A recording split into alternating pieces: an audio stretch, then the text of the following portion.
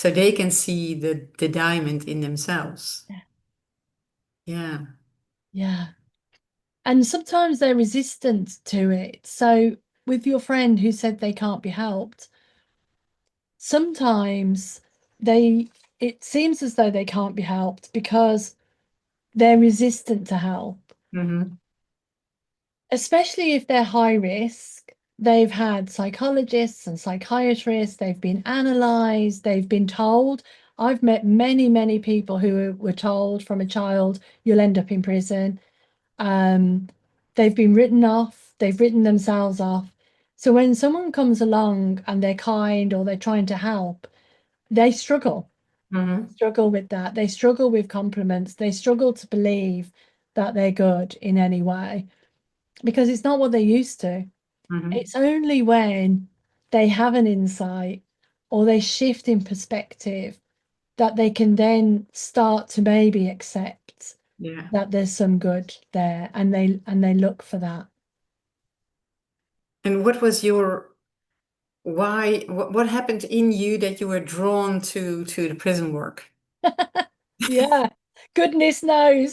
Um, so when I trained as a coach, I imagined that I would be on Hawaii with, jeweled sandals and teaching, earning lots of money and teaching celebs or something. Yeah.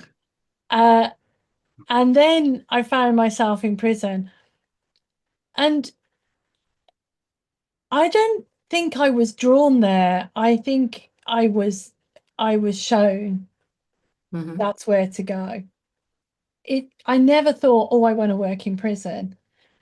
I thought I want to do the work that is I'm meant to do. I Mm-hmm. had no thought. So at first I worked with a lot of professionals, but people would come to me with addictions, no matter what their job. I worked with a finance director that was breaking down in the toilets at work in between meetings. I worked with someone else who was taking coke before he could go to a meeting, cocaine. Mm-hmm. So all these people with addictions and so on would come to me. So I researched addiction and then I started working in the addiction community completely accidentally. I just found myself there and I found family there. And as in, I felt like I was at home. And then through that work, it was natural that the next step would be prison.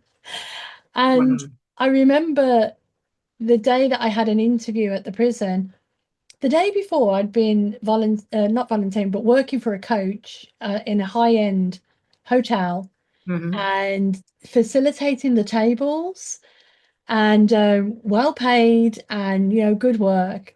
And I thought, oh yeah, this is where it's at. This is what I want to do. And the very next day, I had an interview at the prison, and I was sat in what they call the gatehouse, where you have to sit and wait to be escorted. Mm-hmm. And it's grubby and, paint chipped off the walls and not very nice. And people walking around with tasers and radios and keys. And I sat there and I thought, I really want to work here. Wow. It's so funny that the day before you had that experience and said, well, this is really what I meant to do.